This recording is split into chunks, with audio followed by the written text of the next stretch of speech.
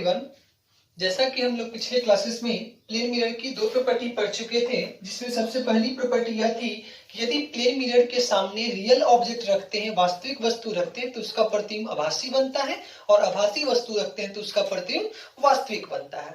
अच्छा, उसके बाद एक नेक्स्ट प्रॉपर्टी को हमने प्रूव भी किया था कि किसी भी समतल दर्पण के सामने जितनी दूरी पर वस्तु रखी होती है उतनी ही दूरी पर दर्पण के अंदर प्रतिबिंब बनती है। अच्छा, अब एक थर्ड प्रॉपर्टी के बारे में जानेंगे, बट उससे पहले कुछ हम पॉइंट जान लेते हैं जो इंपॉर्टेंट पॉइंट है, जो आपके अच्छे न्यूमेरिकल में आपकी हेल्प करेगी।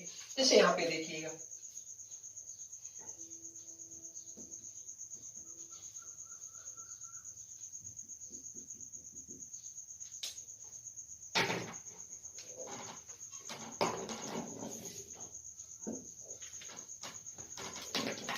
ओके, यहाँ पे देखिएगा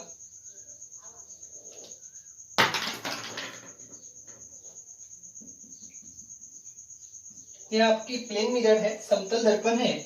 तो हमने देखा था कि समतल दर्पण के सामने जितनी दूरी पर वस्तु रखते हैं उतनी ही दूरी पर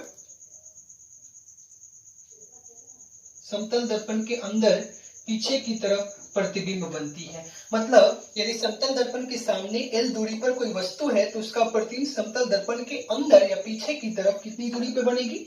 L दूरी पर बनेगी।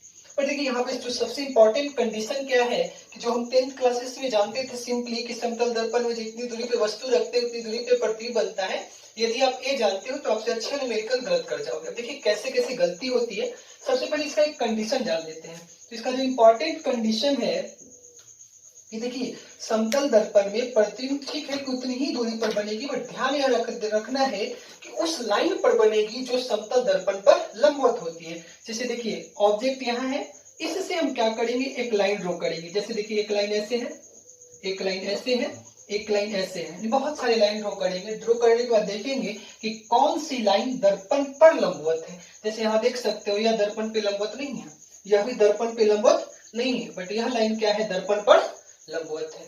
और दर्पण पर लंबवत, इसका मतलब इसी लाइन पर जितनी दूरी आगे वस्तु है उतनी ही दूरी पर क्या बन जाएगी, प्रतिबिंब। मतलब इस लाइन पे जो प्रतिबिंब बनेगी वो सही मानी जाएगी, बट इस लाइन पे जो प्रतिबिंब बनेगी वो गलत है, इस लाइन पे जो प्रतिबिंब बनेगी वो गलत है। यानी कि जो कंडीशन हमें क्या ध्यान रखना है कि वस्तु से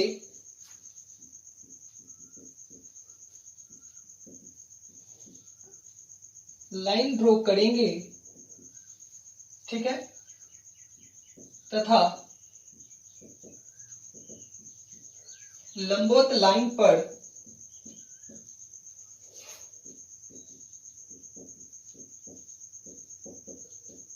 समान दूरी पर वस्तु की इमेज मतलब प्रतिबिंब बनेगी। ओके, तो इसे आप अच्छे से नोट कर लीजिए। अब देखते हैं इसमें कैसे न्यूमेरिकल में आपको, यानी कि कैसे आप न्यूमेरिकल में फंस सकते हो अगर ये पॉइंट आप नहीं जानते हो। अगर दिमाग में बस यही है कि समतल दर्पण में जितनी दूरी पे वस्तु उतनी दूरी पे इमेज, तो देखिए कहाँ गलतियां होंगी।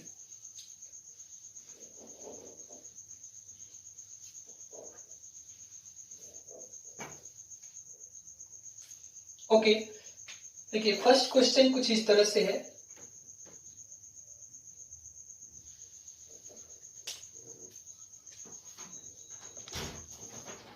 मानते हैं ये ऑब्जेक्ट है और यह यहां से 5 मीटर की दूरी पर है। ओके, देखिए सेकंड क्वेश्चन कुछ इस तरह से है।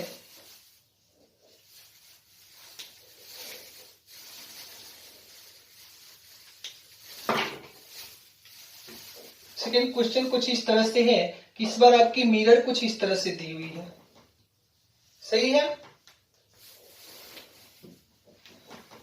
इस बार आपकी मिरर कुछ इस तरह से दी हुई है।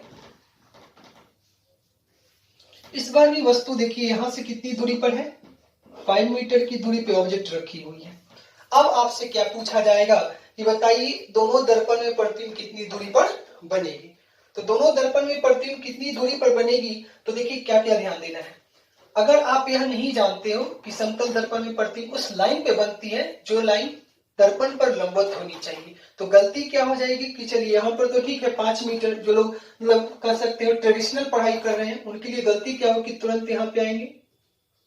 अच्छा, यहाँ से 5 मीटर और ये क्या हो जाएगी उनकी इमेज। तो ये तो सही है, बट उसी तरह अगर आप यहाँ कर लेते हो तो यहाँ देखिए क्या क्या गलती है। अगर आप ये कॉन्सेप्ट नहीं जानते थे तो ऑब्जेक्ट अगर 5 मीटर की दूरी पर है तो यहाँ पे तुरंत आप ऐसे करोगे और यहाँ पे इमेज बना दो कितनी मीटर दूरी पर, 5 मीटर दूरी पर, और ये हो गया आपका गलत। ओके, ये हो गया आपका गलत। अब देखिए इसको, इसका सही आंसर क्या होगा। तो तुरंत हम क्या करेंगे कि चूंकि हमें पता है कि किसी भी समतल दर्पण में प्रतिबिंब तब बनती है जब वह लाइन लंबवत होनी चाहिए। अब हम यहां से क्या करेंगे, एक ऐसी लाइन ड्रॉ करेंगे जो इस पर लंबवत है। ओके, अब क्या है कि इस वस्तु की इमेज इस पर तो नहीं बनेगी, ये लाइन जो लंबवत है इसी पर बनेगी। अब इसको पीछे की तरफ ले जाएंगे, यह जितनी दूरी होगी इसको अगर x मान लिया जाए तो कितनी दूरी पर प्रतिबिंब बनेगी, x, और यही क्या हो जाएगी वस्तु की इमेज। यह गलत है बट यह क्या है, सही। मानते हैं कि यह एंगल मान लेते हैं 30 डिग्री दिया हुआ है, कुछ भी हो सकता है, मान लेते हैं 30 डिग्री दिया हुआ है। तो देखिए अगर यह दूरी 5 मीटर थी, यह एंगल 30 डिग्री है, तो जरा सा इस ट्रायंगल को इसका नाम दे देते हैं PQO। बाहर बना लीजिए, यह है 90 डिग्री, यह है 5 मीटर और यह है 30 डिग्री। और यहां से आप देख सकते हो कि जिसके साथ एंगल उसके साथ कॉस, बचने वाले के साथ साइन। तो हम ऐसा लिख सकते हैं क्या, ये था आपका x माना था आपने, तो sine 30 degree equals to x by 5। तो यहां से हमारा x का वैल्यू कितना निकला 5 और साइन 30 का वैल्यू 1/2 यानी 2.5। तो ये दूरी कितनी हो गई 2.5। तो आंसर कितना हो जाएगा आपका 2.5। तो ऑप्शन में क्या रहेगा, ऑप्शन में ए में रहेगा 5 मीटर, ऑप्शन बी में मान लेते हैं 6 मीटर, और ऑप्शन सी में रहेगा 2.5 मीटर, और ऑप्शन डी रहेगा नन ऑफ दीज। यानी कि यदि आपको कॉन्सेप्ट सही में पता है तब तो आंसर आप 2.5 निकालोगे, अदरवाइज गलती से आपका 5 निकलेगा और आपको लगेगा कि क्वेश्चन बहुत ही आसान थी। ओके, तो ये पॉइंट हमेशा ध्यान रखना है कि किसी भी समतल दर्पण में किसी भी बिंदु वस्तु या पॉइंट ऑब्जेक्ट की प्रतिबिंब तब बनाते हैं जब उस लाइन, उस बिंदु वस्तु से निकलने वाली आपतित किरण दर्पण पर लंबवत होनी चाहिए और उतनी ही दूरी पर अंदर में क्या बनती है, प्रतिबिंब बनती है। तो यानी फर्स्ट केस देख लिए, एक सेकेंड केस देख लिए। अब चलते हैं एक और कहां पे दिक्कत होती है।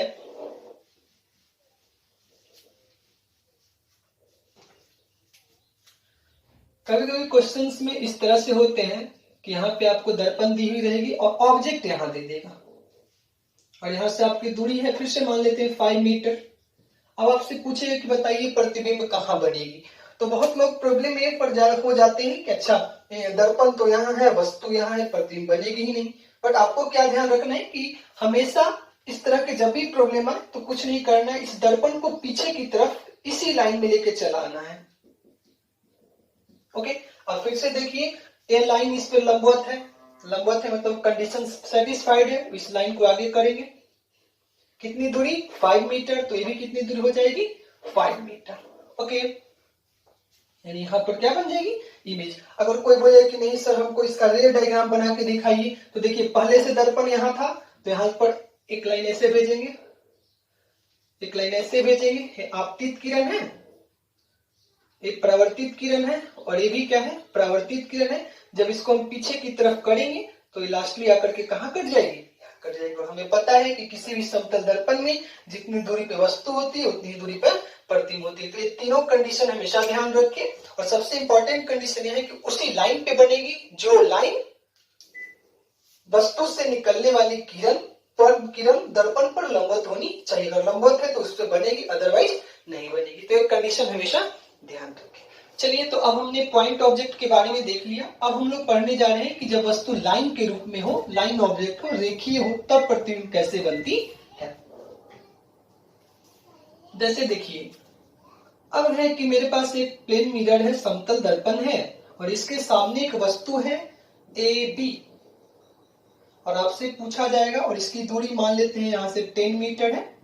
आपसे यह पूछा जाएगा कि बताइए इस रेखीय वस्तु का प्रतिबिंब कैसा बनेगा, कहां बनेगा। तो देखिए सबसे पहले तो देखना है कि अच्छा ये लाइन ऑब्जेक्ट है, तो ऐसा सोच सकते हैं क्या कि यदि कोई लाइन ऑब्जेक्ट है जिसका नाम अगर ए बी है, तो क्या यह बहुत सारे छोटे छोटे पॉइंट से मिलकर बना होगा। देखिए बहुत सारे छोटे छोटे पॉइंट को जब हम ऐड कर देंगे तो लास्टली यह लाइन बन जाएगा। इसका मतलब यदि हम इस छोटे छोटे सारे पॉइंट का इमेज बना ले, प्रतिबिंब बना ले और सभी को जोड़ देंगे तो क्या इस लाइन का इमेज प्रतिबिंब बन जाएगा। ओके, तो यही काम यहाँ पे करते हैं। देखिए सबसे पहले पॉइंट ए यानी बिंदु ए का खींचते हैं, उसके बाद बिंदु बी का प्रतिबिंब खींचते हैं और खींचने के बाद दोनों को जोड़ देंगे तो हमें क्या मिल जाएगा, किसी भी समतल दर्पण में किसी भी रेखीय वस्तु का प्रतिबिंब मिल जाएगा। जैसे यहां से देखते हैं, यहां से लाइन ड्रॉ करिए पहले, आपतित किरण और ये भी आपतित किरण, और जैसे ही आपतित किरण ड्रॉ करते हैं तो देखते हैं कि यह इस पे लंबवत है, यह भी इस पे लंबवत है। इसका मतलब इसका प्रतिबिंब इस लाइन पे हो सकता है।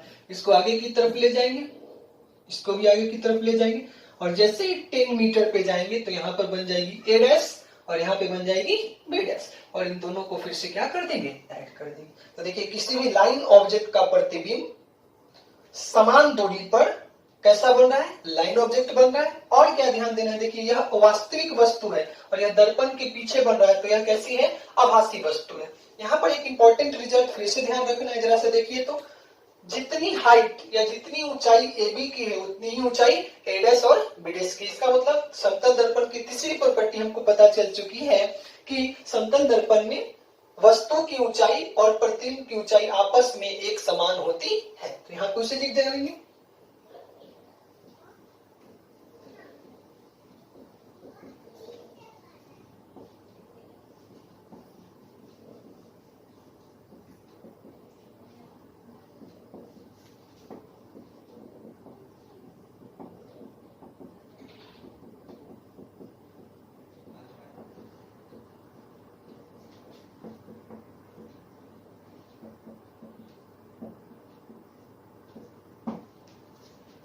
ओके, तो आप ये समझ चुके होंगे कि प्रॉपर्टी हमें पता चली, एक गुण पता चला कि समतल दर्पण में जितनी ऊंचाई पे वस्तु, जितनी हाइट की वस्तु होती है उतनी ही हाइट की क्या बनती है, इमेज बनती है। अब आप इसे क्या कर ले, नोट कर लीजिए और एक बार हम सारे पॉइंट को रिकॉल कर देते हैं। रिकॉल करने के बाद इस पर भी एक अच्छा सा ट्रिकी क्वेश्चन कर लेते हैं। आफ्टर डेट हम थोड़ा और आगे बढ़ेंगे।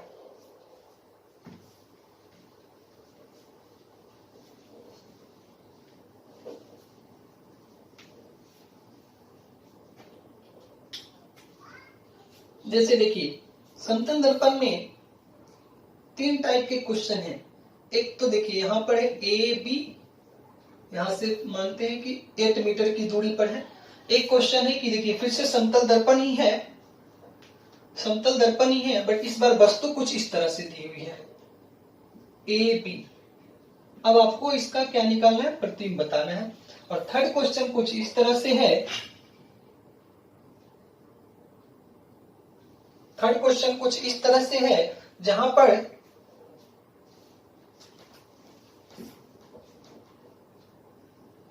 दर्पण कुछ इस तरह से दी हुई है और वस्तु कुछ इस तरह से है ए बी और सी। यानी कि इस वस्तु का प्रतिबिंब बताना है, पुनः इस वस्तु का प्रतिबिंब बताना है और इस वस्तु का प्रतिबिंब बताना है। सबसे पहले देखिए समतल दर्पण है और कैसी ऑब्जेक्ट है, लाइन ऑब्जेक्ट है। तो ये तो जानते हैं कि जितनी ऊंचाई की वस्तु इतनी ऊंचाई की इमेज, तो इसमें तो कोई दिक्कत नहीं है। तुरंत यहां से लाइन भेजेंगे, देखेंगे लंबवत है, इसका मतलब इसी लाइन पे बनेगी। आगे चल जाएंगे और यहाँ पे बन गई आपकी क्या, ए डैश और बी डैश। सॉरी ऊपर है बी डैश, यहाँ बी डैश कर लेंगे और नीचे हो जाएगी क्या, ए डैश। कितनी दूरी पे, 8 मीटर की दूरी पे।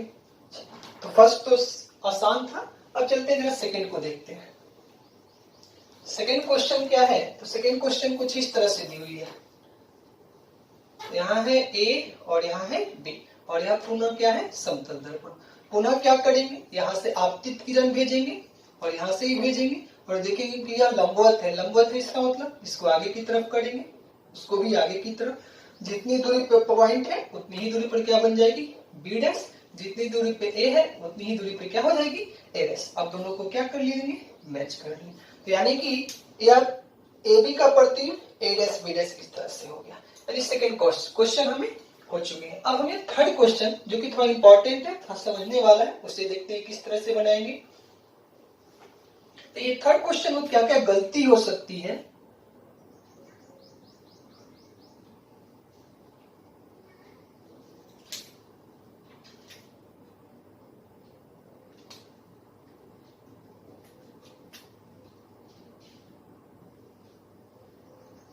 देखिए थर्ड केस में क्या है कि चूंकि यह एक लाइन ऑब्जेक्ट है, अब लाइन ऑब्जेक्ट की प्रतिबिंब बनानी है, अगर आपको प्रॉपर्टी अच्छे से नहीं पता है तो आपकी गलतियां कहाँ होंगी, तो गलतियां ये हो सकती है कि जैसे ही आप इसे आगे की तरफ ले जाओगे आप देखोगे पहले ए है तो तुरंत यहाँ पे ए आएगी, पुनः यहाँ पे क्या आ जाएगी बी, और यहाँ पे क्या आ जाएगी सी आ जाएगी, और आप ऐसे कर लोगे, और ये क्या है गलत है।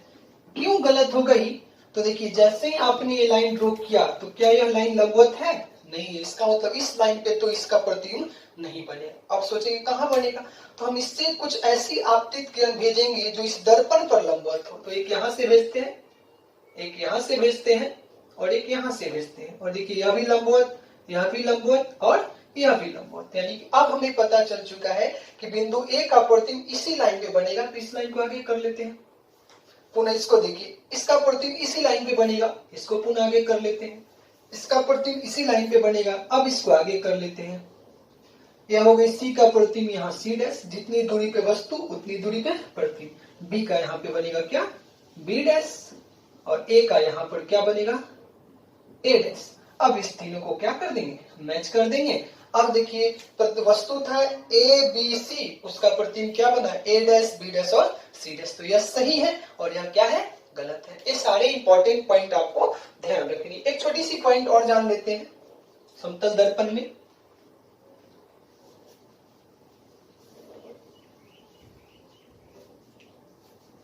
देखिए हमारे पास एक समतल दर्पण है, इसके सामने एक घड़ी रखी है, इस घड़ी में मानते हैं कि 3 बज रही है, और आपसे पूछा जाएगा कि इस घड़ी का जो प्रतिबिंब बनेगा उसमें कितना टाइम होगा। देखिए इस तो रीजनिंग की क्वेश्चन है, आप जब कभी रीजनिंग के मैथ को देखोगे तो वहां ऐसे क्वेश्चन आते हैं, बट इसको देख लेते हैं कैसे बनती होगी। अगर इसका नाम ओ दे दे, इसका नाम ए और इसका नाम बी। अब देखिए क्या करेंगे कि सभी से हम आपतित किरण भेजेंगे, तो जैसे ही आप यहाँ से आपतित किरण भेजोगे तो देखने से पता चला कि यह लाइन लंबवत है, यानी इसको हम आगे की तरफ कर सकते हैं। नेक्स्ट फिर यहां से भेजेंगे, फिर से पता चलती है कि यह लाइन लंबवत है, इसका मतलब इसका प्रतिबिंब इसी लाइन पे कहीं ना कहीं बनेगी। अब जितनी दूरी पर पॉइंट बी है उतनी ही दूरी पर यहाँ पे बी डैश बन गई, जितनी दूरी पर ए है उतनी ही दूरी पर क्या बन जाएगी ए डैश बन जाएगी, और जितनी दूरी पर बी है उतनी ही दूरी पर क्या बन जाएगी ओ डैश बन जाएगी। अब क्या करेंगे, जिस तरह से वस्तु रखी है उसी तरह से यहाँ पर क्या बन जाएगी इसकी प्रतिबिंब बन जाएगी। अब इसको क्या करेंगे, यहाँ पर घड़ी ड्रॉ कर लेंगे हम, सही है। अब देखिए अगर घड़ी में इधर कितनी बज रही है 3, तो इसके प्रतिबिंब में कितना हो रहा है 9 o'clock। तो ठीक है, इसके लिए एक छोटा सा ट्रिक जानते हैं। यदि समय का मान पूर्ण हो, जैसे 4 बजे हो, 6 बजे हो, 9 बजे हो, 3 बजे हो, यानी कि जो पूर्ण हो, उसके लिए प्रतिबिंब जो होती है 12 बजे में से ये जो टाइम है उसको हम क्या कर देंगे घटा देंगे। जैसे एग्जांपल देखिए 12, इसमें कितना बज रहा था 3, तो प्रतिबिंब में कितना बजेगा 9। यदि आपके घड़ी में 6 बज रही है, या मान लेते हैं 4 बज रही है, तो आपके प्रतिबिंब में कितना होगा 8 o'clock। एक कब है जब टाइम पूर्ण हो 3, 4, 5, 10, 11, 12। बट यदि मान लेते हैं कि किसी के घड़ी में, यदि किसी की घड़ी में कुछ इस तरह से टाइम हो कि जो वस्तु है या घड़ी है उसमें टाइम हम मान लेते हैं कि 4:33:22 हो रहा है, 4:33 और 22 सेकेंड, और आपसे पूछा जाएगा कि इसके प्रतिबिंब में कितना टाइम होगा। तो देखिए जब इस तरह से टाइम दिया हो जो कि पूर्ण ना हो, तो उसके केस में हम 11:59 और 60 सेकेंड से घटाते हैं। मतलब प्रतिबिंब की टाइम कितनी हो जाएगी 11:59 60 सेकेंड में से जो भी टाइम दिया उसको घटा दीजिए, 4:33 और 22 सेकेंड। अब जैसे ही इसको यहाँ पे सब्ट्रैक्ट करिएगा तो देखिए 11:59 60 सेकेंड, और यहाँ पर है 4:33 और 22 सेकेंड। 8, 4, 6, 2 एंड 7, यानी कि आपकी जो प्रतिबिंब है उसमें कितना बजेगा, 7:26 और 48 तो ये 2 पॉइंट ध्यान रखना है कि बस ऐसे आप बना भी लोगे बट उतना नहीं करना है। ये पॉइंट ध्यान रखना है कि पूर्ण होगा तो 12 में से सब्ट्रैक्ट करेंगे और अगर कंप्लीट नहीं होगा तो 11:59 और 60 से सब्ट्रैक्ट करेंगे। तो चलिए इस तरह से समतल दर्पण के कुछ प्रॉपर्टी के बारे में हम जान चुके हैं। अब क्या करते हैं कि कुछ स्पेशल केसेस देखते हैं जो आप 10th क्लासेस में जानते थे, बट उसका जो अच्छा पॉइंट है यहाँ पर हम लोग सीखेंगे कि क्यों वहां पर इस तरह से बोला जाता था हमें। जैसे देखिए, आप 10th क्लासेस में पॉइंट जानते होंगे कि किसी भी समतल दर्पण में यदि हम अपनी पूर्ण प्रतिबिंब देखना चाहते हैं तो दर्पण की ऊंचाई वस्तु की ऊंचाई की आधी होनी चाहिए। तो ठीक है, ये तो सबको जानता है, पहले हम इसे प्रूफ करेंगे, उसके बाद इसके पीछे की कंडीशन जानेंगे कि ये कब सही है और कब सही नहीं है। अदरवाइज अगर आप गलत जानते हो, बस इतना ही जानते हो, तो आपसे कभी अच्छे न्यूमेरिकल नहीं बनेंगे, बस रटे रटाए बन जाएंगे। देखते हैं, सबसे पहले इसे प्रूफ करते हैं।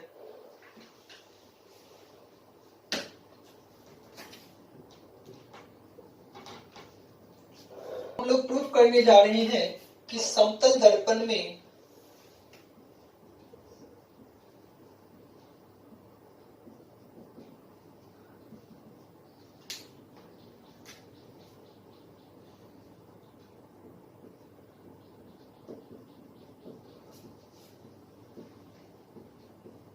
दर्पण की ऊंचाई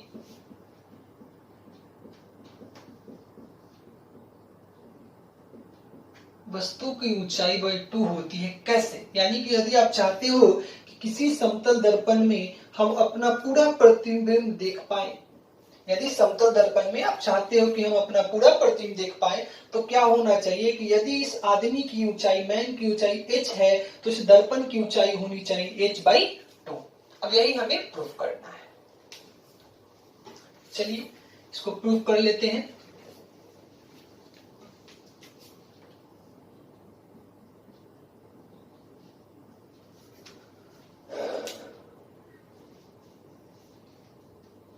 देखिए, यह है मैन, मानते हैं कि यह मैन की लेग है, यह मैन की आई है और यह मैन की हेड है। अब आप सोचो कि यदि किसी दर्पण में हमारा हेड दिख जाता है, सर दिख जाता है और पैर दिख जाता है, इसका मतलब हमारा पूरा इमेज दिख जाएगा। अब देखिए कैसे कैसे प्रतिबिंब बनेगी। यदि पहले तो लेग से हम एक आपतित किरण भेजते हैं, ओके, और यह परावर्तन के बाद कहाँ आनी चाहिए, आई पे आनी चाहिए, यानी कि अब हमें आई दिख जाएगी। नेक्स्ट, यदि हम हेड से एक लाइट भेजते हैं और यह परावर्तन के बाद यदि आई पे चली आती है, इसका मतलब हेड हमें दिख जाएगा। अब हम ऐसा करते हैं,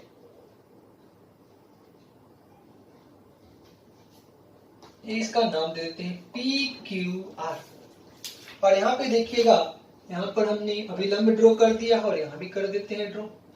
और आपको पता है जितना आपतन कोण होती है उतनी ही परावर्तन कोण होती है। यहाँ पे ही जितना आपतन कोण होगा उतना ही क्या होगा, परावर्तन कोण होगा। अब इसको मान लेते हैं x और इसको मान लेते हैं y। सॉरी, पहले ऐसे देख लेते हैं इसका क्या क्या नाम होगा। अब जरा सा इन दोनों ट्रायंगल को देखिएगा, और इसका नाम PQR, इसको H से कर देते हैं, इसको E कर देते हैं, इसको L कर देते हैं। जरा सा ट्रायंगल हम इस ट्रायंगल को देखते हैं, H E और T। देखिए यह एंगल थीटा तो यह भी एंगल थीटा, यह एंगल 90 डिग्री तो यह भी एंगल 90 डिग्री, यानी कि यह कोण बराबर यह कोण, यह कोण बराबर यह कोण। इसका मतलब बचा हुआ कोण भी आपस में क्या होगी, बराबर होगी। मतलब यह दोनों जो छोटी वाली ट्रायंगल है एक दूसरे के समरूप होगी। यानी हम कह सकते हैं कि इस जो भुजा की लंबाई यह है वही भुजा की लंबाई यह होगी, और यह साइड भी कॉमन है। इसका मतलब जो दूरी यह होगी वही दूरी यह होगी। इसका मतलब यदि यह x है तो यह भी कितनी हो जाएगी, x। तो यहाँ हम इसको मान लेते हैं x, तो यह भी कितनी हो गई, x। उसी तरह से इस छोटे नीचे वाले ट्रायंगल को देखिएगा, यहाँ है E, यहाँ है Q और यहाँ है L, और यहाँ पर भी क्या देखने को मिल रहा है कि यह अल्फा है तो यह भी अल्फा है। यह 90 डिग्री है तो यह भी क्या है 90 डिग्री है, और यह भुजा भी कॉमन है। इसका मतलब यह छोटी वाली ट्रेन ऊपर वाली और नीचे वाली दोनों एक दूसरे के समरूप है। जब समरूप है तो इसका मतलब इसकी भुजाएं आपस में क्या होगी, बराबर होंगी। इसका मतलब जो दूरी यहाँ से यहाँ का होगा वही दूरी यहाँ से यहाँ की होगी। यानी कि यदि हम इसे y कह देते हैं तो यह भी क्या हो जाएगी y, यानी दिस इज y, तो यह भी क्या हो जाएगी y मीटर हो जाएगी। अब जरा सा देखिए, यदि यह x है तो इतनी दूरी क्या हो जाएगी x, और यह y है तो इतनी दूरी क्या हो जाएगी y। अब जरा सा एक काम करते हैं,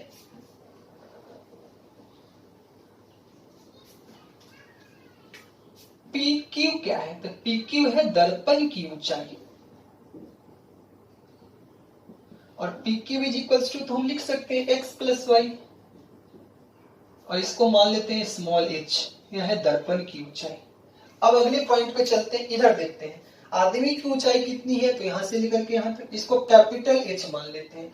अगर यह कैपिटल H है तो देखिए, तो कैपिटल H बराबर कितना, x plus y plus y, यानी कि हम लिख सकते हैं H बराबर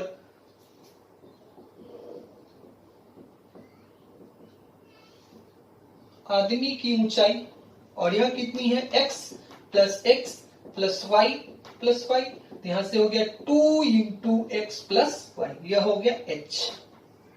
इसको इक्वेशन 1 कह दीजिए, इसको इक्वेशन 2, और दोनों को डिवाइड कर दीजिए। तो डिवाइड कर देंगे 1 भागा 2 करते हैं तो हमें बचेगा h बटा कैपिटल H। देखिए यहाँ x प्लस वाई, यहाँ पे x प्लस वाई, तो कट जाएगा, तो क्या बचने वाला है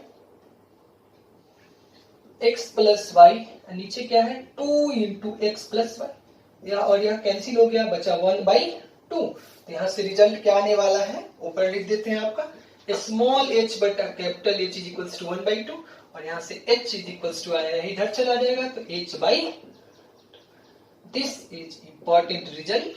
कैसे कि अब यदि आप पूरा प्रतिबिंब देखना चाहते हैं तो दर्पण की ऊंचाई हमारी वस्तु की ऊंचाई की आधी होनी चाहिए, और इसके पीछे का अब कंडीशन है जिससे हम अच्छे से नेक्स्ट क्लासेस में आपका डील करेंगे। इसको अच्छे से आप क्या करें, समझे।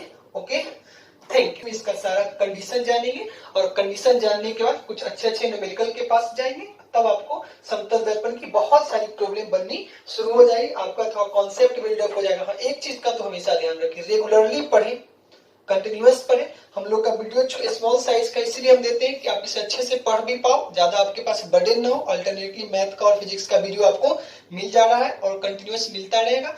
हाँ, एक चीज का और ख्याल रखें कि पेन पेपर के साथ बैठे, और जो ही आपकी दिक्कतें आती हैं, क्वेरीज आती है, या तो वो नंबर पे आपके जो व्हाट्सएप नंबर है वहां बताएं, या कमेंट करें। आपके सारे कमेंट को एक वीडियो में क्या किया जाएगा, सारे को सोल्यूशन को बताया जाएगा। ठीक है, ओके, और आशा करते हैं कि आपको सारी चीजें अच्छे से समझ आ रही होगी। Okay, thank you.